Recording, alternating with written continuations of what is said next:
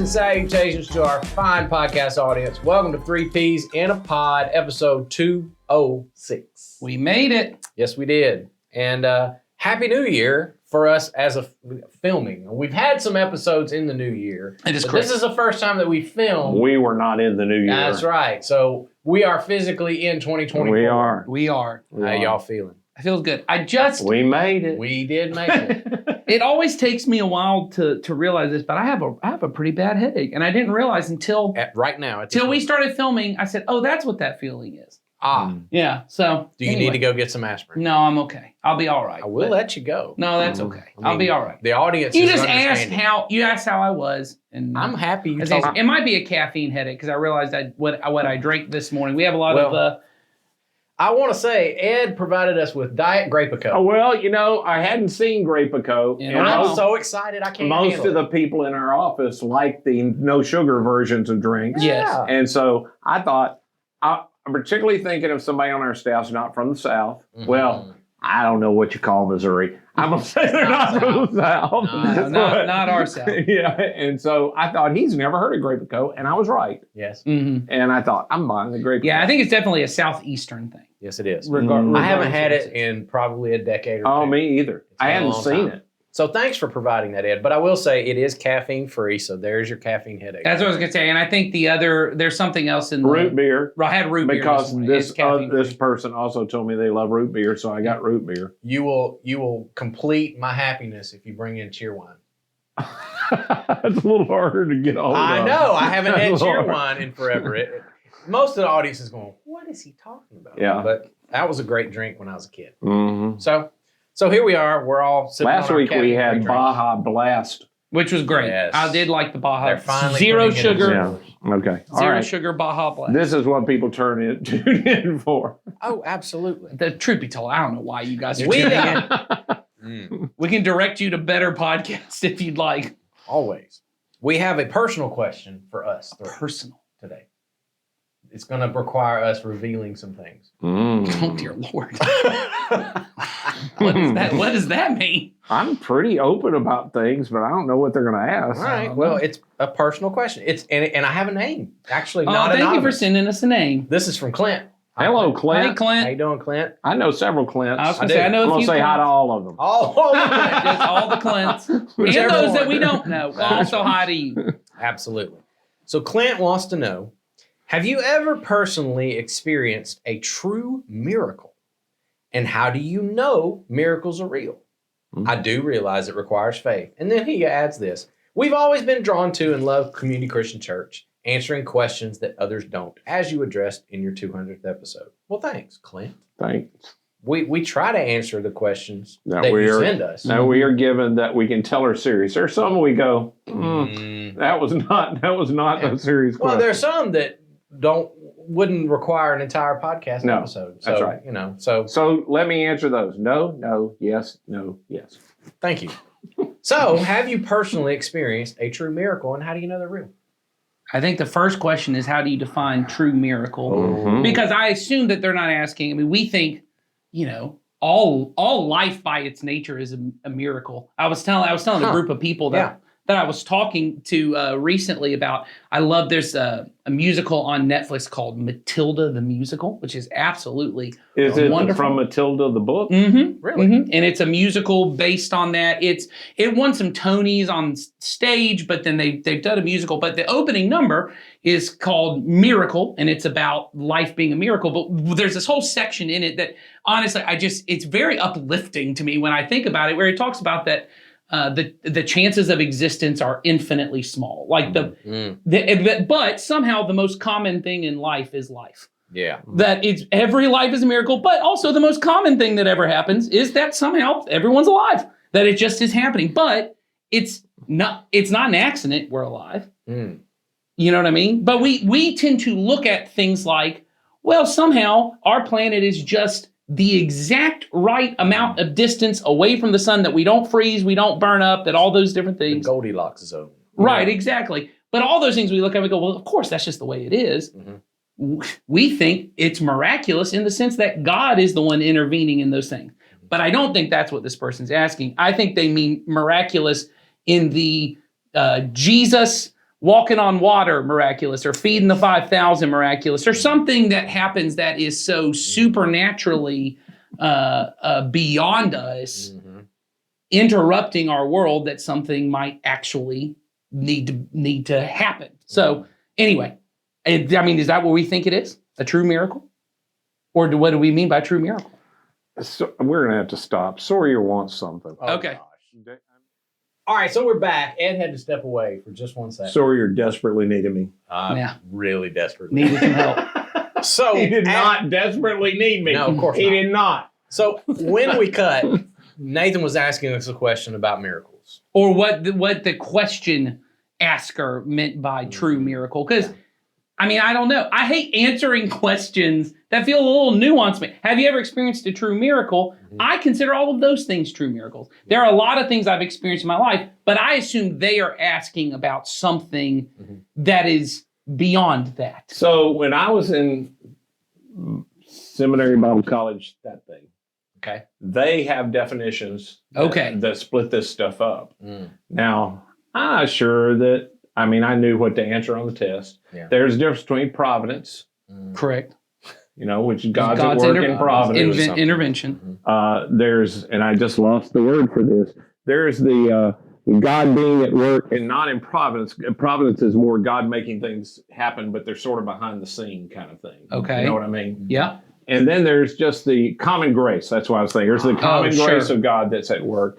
And then there are miracles. And miracles are God breaking into what is natural and doing something that when you look at it, it is above, it is outside of nature. Correct.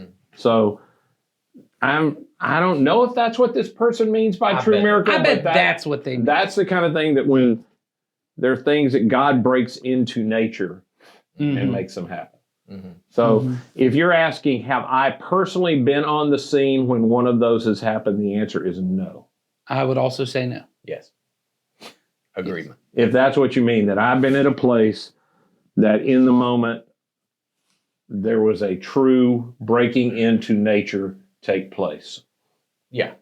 There are things that I can say I have seen and experienced that I couldn't really explain. And they seemed way past the realm of coincidence. But could I actually definitively 100% prove that Right. it wasn't just a coincidence? Right. No, but I don't know if you can.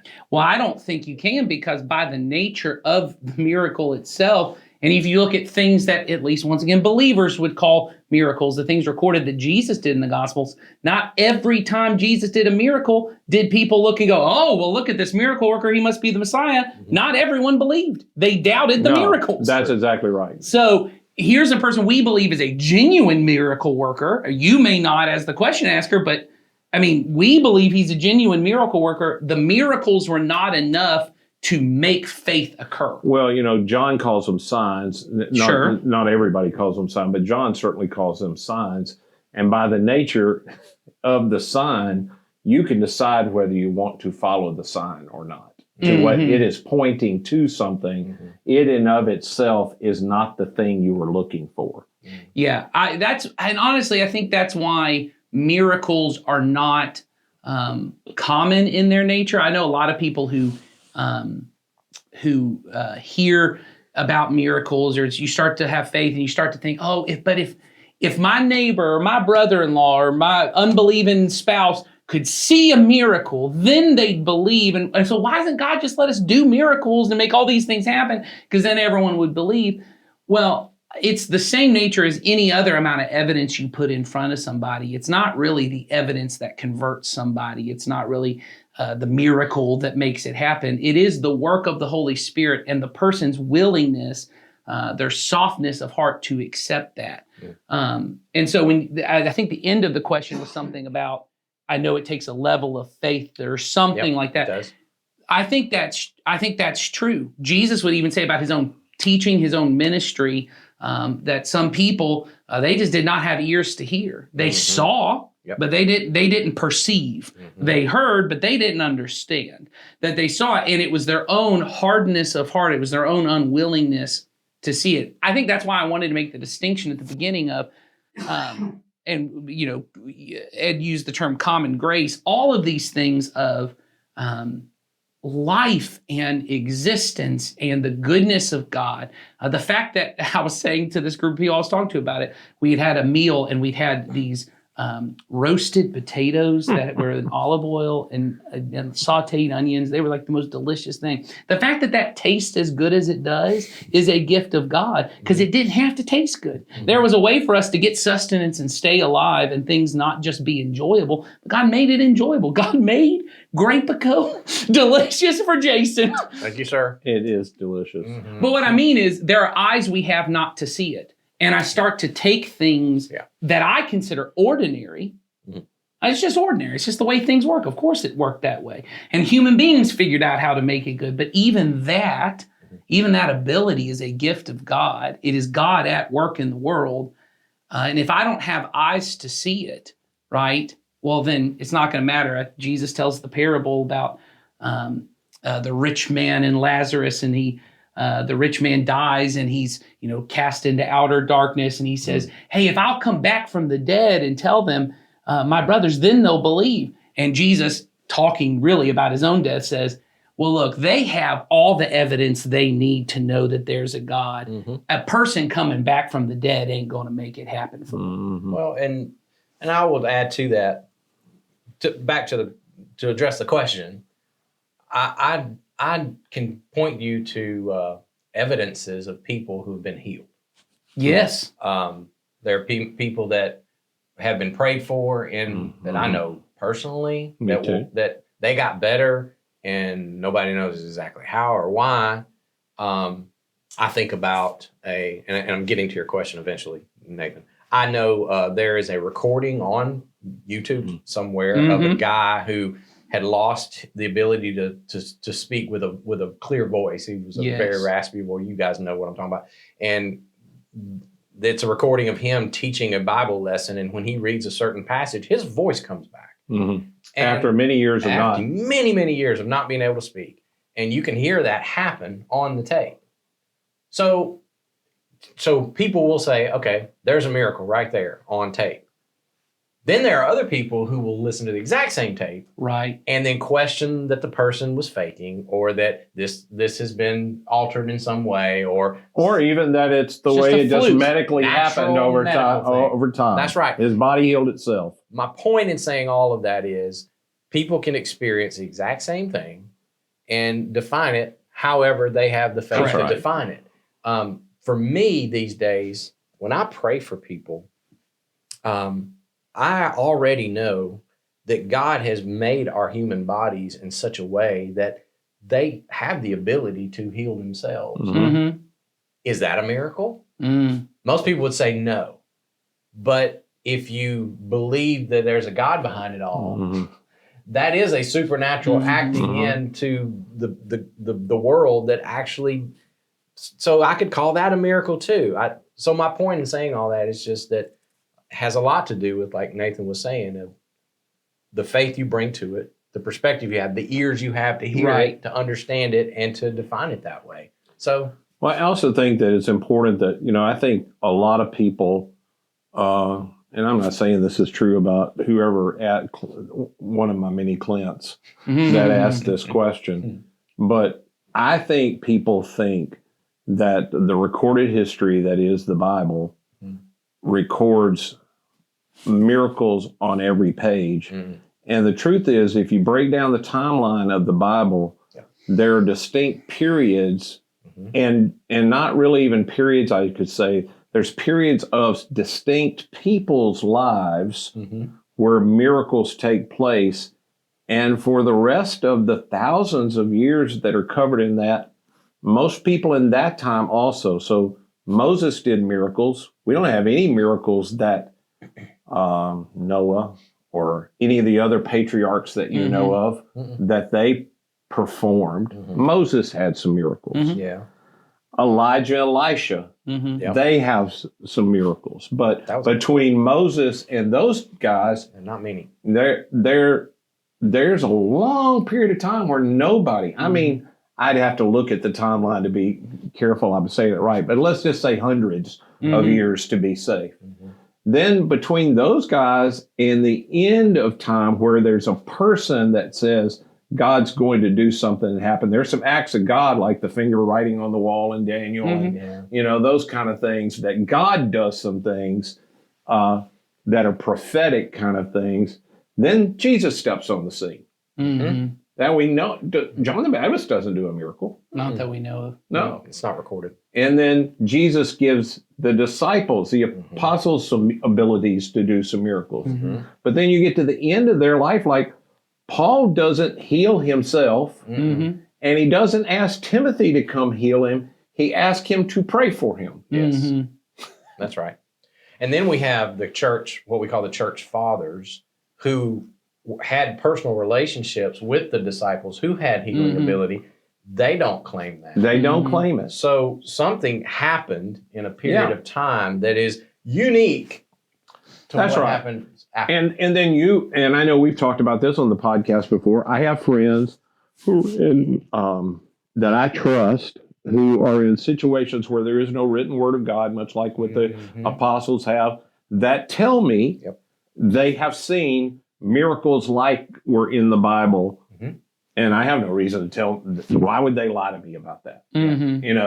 I hear miraculous stories from people that are taking place in the Muslim world, and I have no reason to doubt that that's true.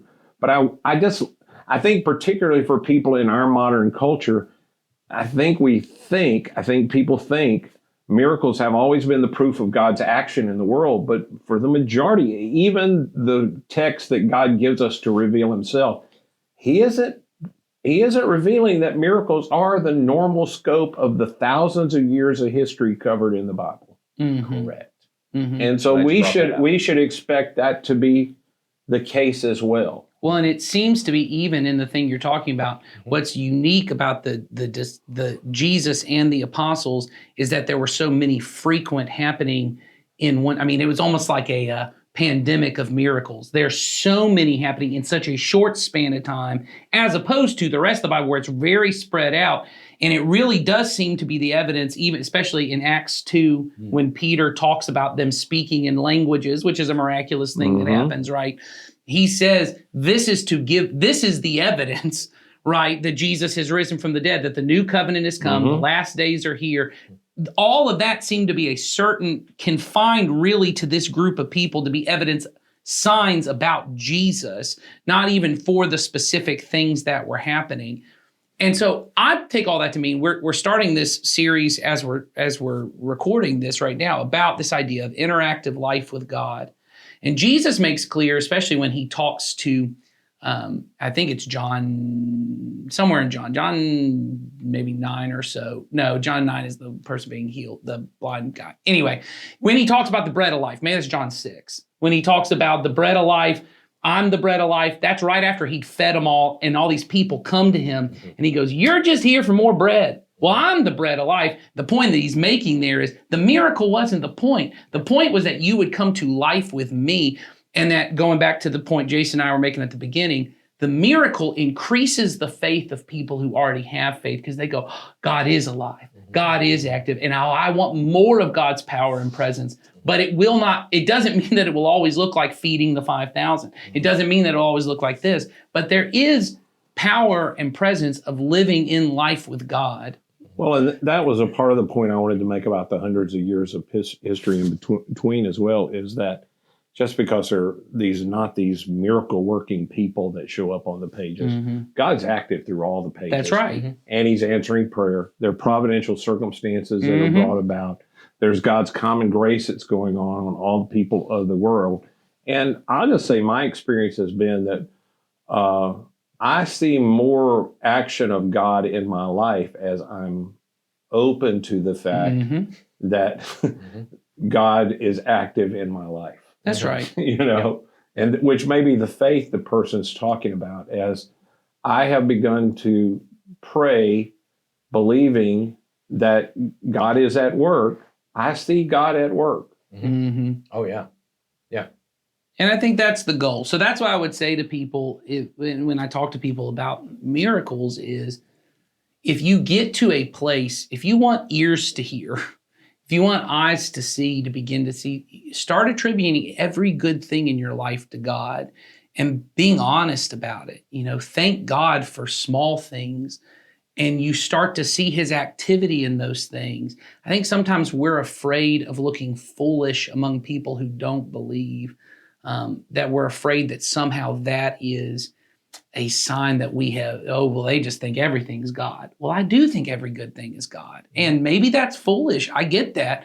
But, that's the nature of following Jesus, is what is considered foolish in this age is the wisdom of God. And there is a wisdom to saying, I want to live in a world where God is active and working. And I can do that if I just choose to see, when I prayed for that thing, that thing happened. And maybe it's a coincidence. Maybe it was going to happen anyway. But who knows? Because I prayed, then it happened. Maybe God was active in that whole thing. Maybe God knew I was going to pray for it, and God was already at work before. Maybe God didn't know I was going to pray for it, and he was at work anyway. Either way, I'm living in a world where God's there. But I do know that there's one way of interpreting that basically either diminishes your faith or keeps it stagnant. Correct. And another way of looking at it that grows your faith. That's right. That's right. I think over here is a better. It depends on if you're looking for some way to find proof for something you don't yet trust. Mm-hmm. There's always equal amount of reason to doubt. Mm-hmm. Sure, absolutely. There always will be. In my opinion, in the initial stages of trying to figure out doubt or trust, it's almost an equal battle in the beginning. Mm-hmm. Mm-hmm. Yeah.